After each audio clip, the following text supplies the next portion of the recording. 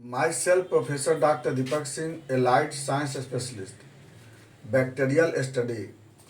अगर एग्जामिनेशन में माइक्रोबायोलॉजी के पेपर में किसी भी तरह का अगर बैक्टीरिया का क्वेश्चन आता हो तो उसमें क्या क्या क्वेश्चन आता है पहले वो बता देते हैं आपको, और कैसे उसको डील करना है वो बता देते हैं आपको। देखिए, जैसे बैक्टीरिया को जानते होंगे, कई तरह के बैक्टीरिया होते हैं। Staphylococcus aureus, Streptococcus, Mycobacterium tuberculosis, Mycobacterium leprae, बहुत सारे बैक्टीरिया हैं।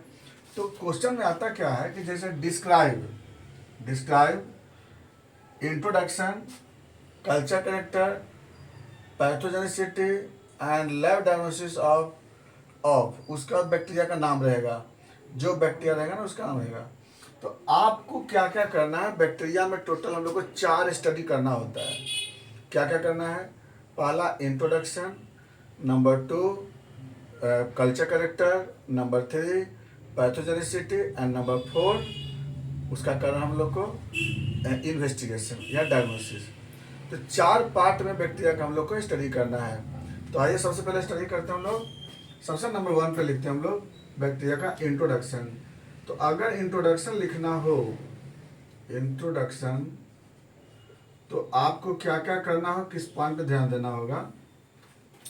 जैसे जो बैक्टीरिया के बारे में पूछा जा रहा हो उसमें आप लिखना होगा कि इट प्रोड्यूस एक्यूट इन्फेक्शन, है ना, या क्रोनिक में। तो देखिए, एक जितने बैक्टीरिया है लगभग सब एक्यूट इन्फेक्शन प्रोड्यूस करता है। क्रोनिक में कौन करता है? जैसे Mycobacterium tuberculosis, Mycobacterium leprae, Treponema pallidum, ये सब क्रोनिक में आते हैं। और हेलिकोबैक्टर पाइलोरी भी है।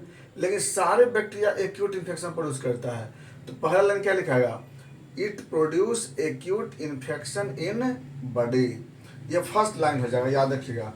और अगर याद रहे उसके बारे में तो एक अगला पॉइंट लिख सकते हो कि ये कौन सी बीमारी पैदा करता है। जैसे स्टेफाइलोकोकस ऑरियस अगर है क्वेश्चन तो लिखे it produce obsess in body. अगर माइकोबैक्टीरियम ट्यूबरकुलोसिस रहेगा तो लिखेगा it produce tuberculosis in body. तो बैक्टीरिया का नाम पर देख लीजिए कि बैक्टीरिया कौन से डिजीज प्रोड्यूस करते हैं, है ना। तो ये हो गया आपको पहला लाइन। इसी से में आपको लिखना होगा, सबसे फर्स्ट होता है शेप। शेप देखिए, आपको हम पिछले वीडियो में बताए थे शेप ऑफ बैक्टीरिया कि बैक्टीरिया का कौन कौन सा शेप होता है। तो बैक्टीरिया के नाम से भी आप क्या है ना कि आप समझ सकते हो कि कौन सा शेप हमको लिखना। देखिए, जिस बैक्टीरिया के लास्ट में कोकस लगा रहेगा, कोकस, है ना, तो कोकस लगेगा, उसका मतलब क्या सा होगा? शेप में क्या लिखेंगे? राउंड। जिस बैक्टीरिया के लास्ट में कोकस रहे लिखा हुआ उसका मतलब वो राउंड है। जैसे वाले staphylococcus, gonococcus, meningococcus, Streptococcus, pneumococcus, ये सब क्या है ना, कोकस जहाँ लगा है इसका मतलब क्या है? सब के सब राउंड है। तो वहाँ पे क्या लिखिएगा? Round shape. और इसके अलावा बाकी आपको विब्रियो कॉमा कॉलरा अगर है तो कॉमा शेप है, लेप्टोस्पायरम में स्पाइरल है, और ट्रिपल या पेल्डम में स्पाइरोचीट है, यानी कि उसमें लिख सकते हो। बाकी बाकी सब क्या लिखेंगे? बेसिलाई, जैसे साल्मोनेला है, या फिर ट्यूबरकुलोसिस है, लेप्रोसी है, डिप्थीरिया, सब में सब बेसिलाई है। पहला शेप लिखा जाएगा। शेप में याद रखिएगा कि शेप में जहाँ फोकस रहेगा तो राउंड लिखना है, बाकी में आप रॉड लिखिएगा, ठीक है, रॉड। और विब्रियो कॉलरा में कॉमा, और सिफिलिस वाला में स्पाइरोचीट। दूसरा साइज। अब बात यहाँ साइज का आता है कि बैक्टीरिया का साइज कितना लिखा है। जितना कोकस रहेगा ना, सारे कोकस का जो साइज होता है, जितने भी राउंड से बैक्टीरिया होते हैं, जितने कोकस होते हैं, उसका साइज 0.5 से लेकर और 1.2 माइक्रोमीटर तक ही होता है। जितना कोकस को लेकर चलोगे ना सबका, तो राउंड शेप वाला कितना लिखना होगा? राउंड शेप रहेगा तो 0.5 से 1.2 माइक्रोमीटर। इसके अलावा जितना बेसिलाई वगैरह होगा ना, सबका साइज इससे ज़्यादा लिखना है, इतना याद रखना होगा। साइज, शेप, साइज के बाद अगला आता है स्टेन। अब देखो, स्टेन में भी लिखना बहुत आसान है। आपको मालूम है कि जितना भी बैक्टीरिया है लगभग ग्राम से स्टेन करते हैं। हाँ, टीवी लेप्रोसी को स्टेन करते हैं एएफबी से, और डिप्थीरिया को करते हैं अल्बर्ट से। तो देखो बता देते हैं, शॉर्ट तरीका बता देते हैं। क्या क्या बोले हम लोग, सारे बैक्टीरिया को करते हैं ग्राम से, ग्राम से। और टीबी में, तो टीबी का बैक्टीरिया लेप्रोसी को करते हैं AFB से, और डिप्थीरिया को करते हैं हम लोग अल्बर्ट से। तो जो आपको ग्राम में है ना, इस तरह से आपको ग्राम पॉजिटिव ग्राम निगेटिव भी लिखना होगा। तो जितना बैक्टीरिया के लास्ट में ला लगा हुआ ला, तो सारे के सारे क्या होते हैं ग्राम निगेटिव। जैसे साल्मोनेला, पास्चुरेला, कॉक्सेला, यानी सबके सब बोर्डीटेला, ये सब के सब क्या है ना ग्राम निगेटिव होते हैं, ग्राम निगेटिव रॉड होते हैं, याद रखिए इस बारे में। तो आपको क्या है ना स्टेन भी लिखा जाएगा आपको, तो आपको शेप बता दिए, साइज बता दिए, स्टेन बता दिए। अब अगला जो आता है स्टेन के बाद टॉक्सिन, है ना, अगला लिखाएगा आपको टॉक्सिन। तो टॉक्सिन में याद रखना होगा कि जितना भी ग्राम पॉजिटिव होता है ना, सब के सब एक्सोटॉक्सिक होते हैं, कुछ को छोड़ करके। तो अगर जितना ग्राम पॉजिटिव बैक्टीरिया होगा उसमें एक्सोटॉक्सिन, और ग्राम निगेटिव वाला में इंडोटॉक्सिन लिखना होगा। तो ग्राम पॉजिटिव वाला में एक्सोटॉक्सिन लिखना है, और ग्राम निगेटिव वाला में इंडोटॉक्सिन। तो याद रखिएगा इंडोटॉक्सिन कहाँ लिखेंगे, देखिए हम पहले बोले जिस बैक्टीरिया के लास्ट में ला लगा हुआ हो ना, सब में इंडोटॉक्सिन लिखना है, अब बाकी में एक्सोटॉक्सिन लिखाएगा। तो टॉक्सिन भी आपका लिखा जाएगा आराम से। इसके बाद अगला आता है आपका मोटिलिटी। मोटिलिटी, मोटिलिटी में क्या होता है कि जिस बैक्टीरिया में फ्लैजेला होता है ना वो मोटाइल होता है, और जिसमें फ्लैजेला नहीं होता है वो नॉन मोटाइल होता है। तो देखिए जितना भी कोकाई है ना सब के सब नॉन मोटाइल होते हैं। कितना याद हो गया, अच्छा सब कॉमन याद रखिएगा। जितना भी बैक्टीरिया के लास्ट जो कोकस रहेगा लिखा हुआ, सब के सब नॉन मोटाइल होते हैं। और इसके अलावा जितने बैक्टीरिया मिलेंगे ना, लगभग सब बैक्टीरिया आपको मोटाइल होते हैं। जैसे बेसिलाई में कुछ को छोड़ देना है, क्लोस्ट्रीडियम बैक्टीरिया जो होगा ना उसको छोड़ दीजिएगा, क्लोस्ट्रीडियम को छोड़ दीजिएगा, एंथ्रेक्स को छोड़ देंगे। और उसके अलावा जितना बैक्टीरिया होगा ना सब के सब आपको बेसिलाई वाले क्या होंगे, बेसिलाई, कॉमासेप, स्पाइरल, स्पाइरोचिक, सब के सब क्या होंगे आपको मोटाइल होते हैं। चलिए इतना के बाद आपको क्या करना होगा, ये तो हो गया आपको पहला पार्ट हो गया इंट्रोडक्शन। बैक्टीरिया का पहला पार्ट में इतना लिखना होगा, डील कर लेना होगा। क्या क्या बोले थे, पहला याद रखिएगा, डिफिनीशन लिखना है, shape, size, stain, toxin and motility. अब आते हैं नंबर 2, सेकंड में आता है culture character. Culture character, culture character का मतलब होता है कि अगर उस बैक्टीरिया को हम किसी मीडिया में डालकर और अगर हम उसको ग्रोथ कराते हैं तो उसका क्या कैरेक्टर होता है ना। किसी बैक्टीरिया को हम डालते हैं अगर मीडिया में तो उसका कैरेक्टर क्या होगा। तो कल्चर कैरेक्टर में आप 4 बातें याद रखना होगा। कौन कौन 4 बातें याद रखिएगा। सबसे पहला मीडिया का नाम, मीडिया का नाम, दूसरा टाइम, तीसरा टेम्परेचर, और चौथा ऑब्जर्वेशन। ऑब्जर्वेशन याद रखना है, क्या क्या बोले हैं, media, time, temperature, observation. Culture character में 4 पॉइंट को आपको लिखना होगा। तो मीडिया में देखिए अधिकांश मीडिया जो होता है ना आपको, जैसे में ब्लड अगर, चॉकलेट अगर, ये ज़्यादा बैक्टीरिया आपको ग्रोथ होता है ना, तो ज़्यादातर बैक्टीरिया क्या होगा ना, ब्लड अगर, चॉकलेट अगर लिख देंगे। और बी कोलाई अगर होगा तो उसमें आप न्यूट्रिएंट अगर लिख देंगे, है ना। तो आप यहाँ पे ज़्यादातर जो है ना, ज़्यादा कोशिश करना आपको ब्लड अगर या चॉकलेट अगर, चॉकलेट अगर याद दे देना इसमें, ब्लड या चॉकलेट अगर। उसके बाद देखिए टाइम क्या होता है ना, लगभग सारे बैक्टीरिया को 24 घंटा में ग्रोथ कराते हैं, लगभग सारे बैक्टीरिया को 24 घंटा में ग्रोथ कराते हैं। अच्छा कल्चर कैरेक्टर में आपको बताएंगे नीचे में और कुछ बातें आपको।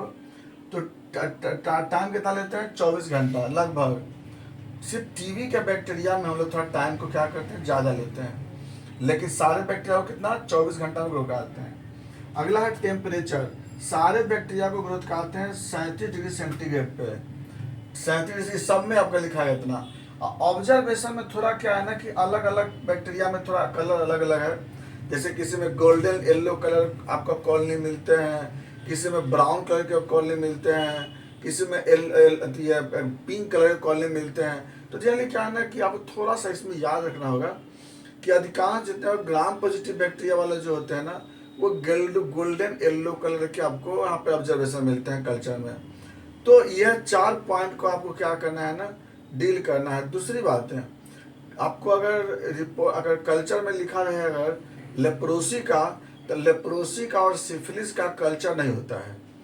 लेप्रोसी और सिफिलिस का कल्चर नहीं होता है, बाकी सब में आप कल्चर कैरेक्टर लिख सकते हो। तो दूसरा पॉइंट क्या बता दिया, कल्चर कैरेक्टर क्या क्या करना होगा इसमें, मीडिया का नाम, टाइम, टेम्परेचर, उसके बाद ऑब्जर्वेशन। अब आपका तीसरा पॉइंट आता है। तीसरा पॉइंट में क्या डील करना हमको है, पैथोजेनिसिटी। तब पैथोजेनिसिटी में पहला क्या लिखना होगा, मोड ऑफ ट्रांसमिशन। वह बैक्टीरिया बॉडी में कहाँ से आता है ना, बैक्टीरिया बॉडी में कहाँ से आता है, उसी में डील करना होगा। दूसरी पॉइंट इंक्यूबेशन पीरियड। पहला क्या लिखना होगा, सबसे फर्स्ट है इसमें कि mode of transmission, mode of transmission. तो देखो मोड ऑफ ट्रांसमिशन में ज़्यादातर तो ऑटो इन्फेक्शन होंगे, बैक्टीरिया में ज़्यादातर तो ऑटो होते हैं, बहुत रेयर में होता है कि दूसरे लोगों से इन्फेक्शन आता है। दूसरे लोगों से इन्फेक्शन वायरस आता है, दूसरे लोगों से पैरासाइट आता है, फंगस आता है। एक बैक्टीरिया तो ज़्यादातर मेरे बॉडी में ही रहता है ना, तो मेरे बॉडी में अटैक करता है। तो वो हो गया कौन सा, आपको ज़्यादातर ऑटो इन्फेक्शन। क्या लिखेंगे वहाँ पे, ऑटो इन्फेक्शन। और दूसरे नंबर पे क्या लिखेंगे, मोड ऑफ ट्रांसमिशन के बाद दूसरा आपको इंक्यूबेशन पीरियड। इंक्यूबेशन पीरियड, देखिए एक बात बता देते हैं, जितना एक्यूट बैक्टीरिया है ना, सबका इंक्यूबेशन पीरियड 2 सप्ताह होता है, 1 से 2 सप्ताह, याद रखिएगा, 1 to 2 week.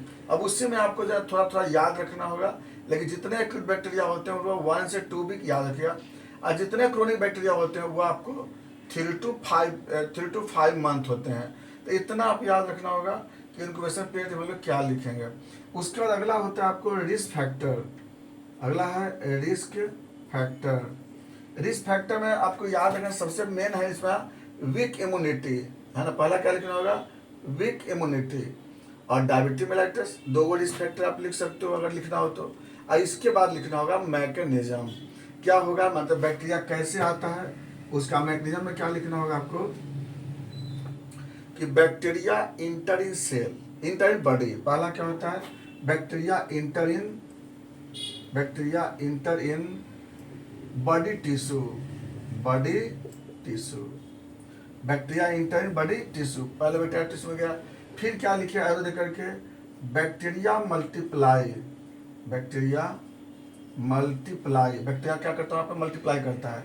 Then toxin produce, then toxin produce, है ना।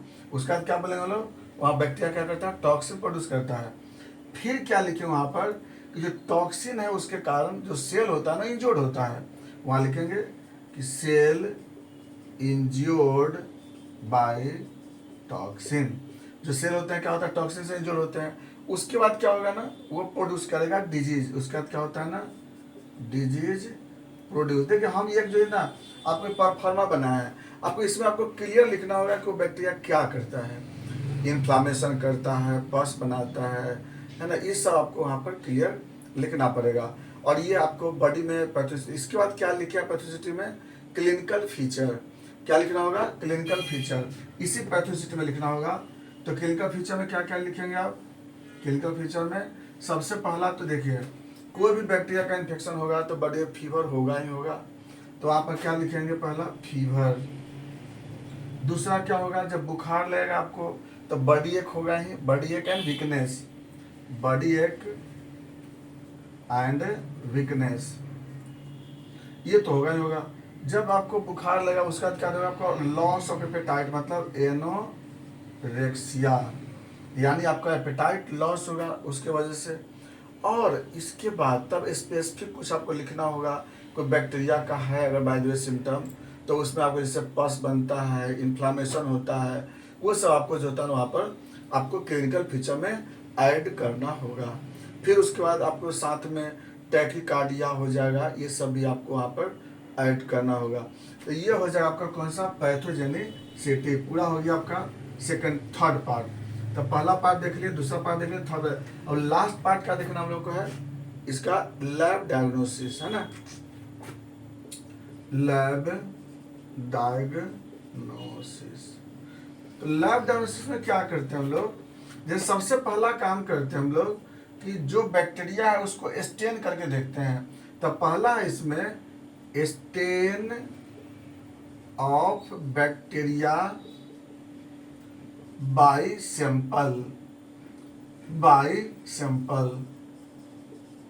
मतलब जो सैंपल लेकर के, जहाँ भी सैंपल लेना हो, जैसे स्पूटम है, पस है, बायोप्सी है, जो भी है आपको स्टेन करना है। पहला काम यही होता है कि अब मान लीजिए किसी को स्पूटम लंग्स में प्रॉब्लम है तो स्पूटम का स्टेन करेंगे।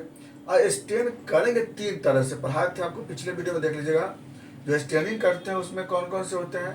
पहला है आपको ग्राम स्टेन है, दूसरा आपको जेडन स्टेन है, AFB है, और तीसरा अल्बर्ट स्टेन है।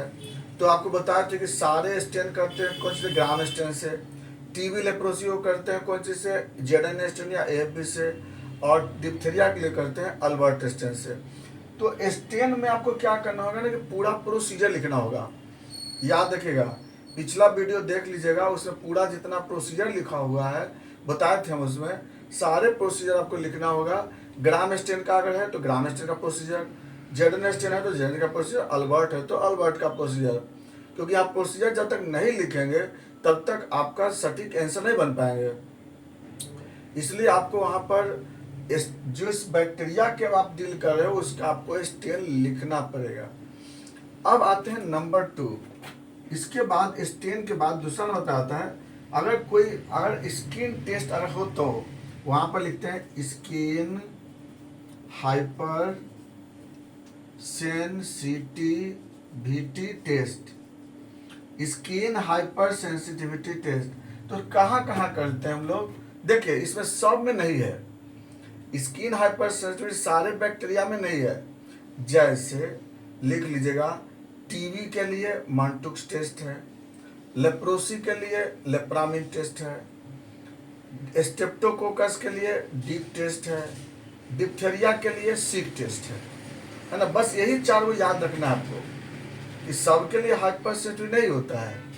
मंटू टेस्ट TB के लिए, लेप्रामिन लेप्रोसी के लिए, सिक टेस्ट डिप्थीरिया के लिए, डिक टेस्ट स्टेप्टोकोकस के लिए। ये आपको स्किन टेस्ट जो है ना आप सब में नहीं आता। अब इसके बाद अगला लिखना होगा आपको 3rd में कल्चर एंड सेंसिटिविटी, पूरा लिखे देखो, C/S भी लिख सकते हो, culture and sensitivity of sample. अब कहो सैंपल कौन लेंगे, यहाँ पर देखिए सैंपल में आपको लिखना होगा यूरिन, पस, बायोप्सी, फ्लूइड, जो भी चाहिए। तो कल्चर और सेंसिटिविटी कराते हैं हम लोग बैक्टीरिया को जानने के लिए। तो आपको कल्चर सेंसिटिविटी का प्रोसीजर यहाँ लिखना होगा कि हम क्या करते हैं। कि जैसे मान लिए किसी पेशेंट को यूरिन कल्चर करना हो तो हम क्या करेंगे, हम लोग सबसे पहले पेशेंट का यूरिन लेते हैं। यूरिन को हम लोग क्या करते हैं, एक मीडिया में डालते हैं, चाहे पेटी डिश में हो या टेस्ट ट्यूब में। उसको 24 घंटा के लिए हम लोग इंक्यूबेटर में रखते हैं। 24 घंटा के बाद उसको हम लोग बाहर निकालते हैं। और जो कलर चेंज रहेगा तो बैक्टीरिया ग्रोथ है, नहीं रहेगा तो बैक्टीरिया ग्रोथ नहीं है। और उसके बाद फिर क्या करते हैं, उसको हम लोग ड्रग सेंसिटिविटी उसको हम लोग लगाते हैं। तो यानी कि इस बैक्टीरिया को हम लोग क्या क्या करेंगे, कल्चर सेंसिटिविटी करके देखेंगे। डायग्नोसिस का मेरा अगला तरीका हो गया कल्चर एंड सेंसिटिविटी। इसका अगला जांच होता है इसमें एलाइजा टेस्ट फॉर, यहाँ स्पेसिफिक नाम लिखना होगा। जो बैक्टीरिया का क्वेश्चन आया है उस बैक्टीरिया का आपको एलाइजा टेस्ट पूरा लिखना होगा। चाहे माइकोटियन ट्यूबरकुलोसिस है, माइकोटियन लेप्रा का हो या फिर टेटनस का हो, जिसके लिए एलाइजा लिखना होगा। इतना जांच के बाद आपको क्या लिखना होगा लास्ट में, इतना जांच के बाद आपको लास्ट में नॉन स्पेसिफिक टेस्ट कुछ लिख देंगे। नॉन स्पेसिफिक क्या क्या लिखेंगे, सबसे पहला TLC इंक्रीज, DLC न्यूट्रोफिलिया, न्यूट्रोफिलिया ज़्यादा में न्यूट्रोफिल बढ़ता है, ESR इंक्रीज, CRP पॉजिटिव। इतना जांच आपको लिख देंगे। टोटल आपका बैक्टीरिया का यहाँ पर सटीक आंसर आपका बन जाता है। याद रखिए, हम एक बार रिपीट कर देते हैं। बैक्टीरिया में क्या क्या करना है, 4-5 पॉइंट क्वेश्चन पे ध्यान देना है। जब भी कोई क्वेश्चन है, पहले इंट्रोडक्शन, नंबर 2 पे कल्चर कैरेक्टर, नंबर 3 में पैथोजेनिसिटी और नंबर 4 में उसका लैब डायग्नोसिस। ये टोटल था आपका बैक्टीरिया का। कोई क्वेश्चन आवे तो इसको जरूर बैक करके देखते रहिएगा। और हाँ, सब में उसको कहीं ना कहीं ऐड करना है स्पेसिफिक बैक्टीरिया, लेकिन ये आपका परफॉर्मा है जो आपको कोई भी क्वेश्चन अगर आता है बैक्टीरिया को, इसको आप रट जाइएगा। इसी बेसिस पे आपका सारे क्वेश्चन बनेंगे बैक्टीरिया का। बाकी बातें नेक्स्ट वीडियो में। Thanks for watching.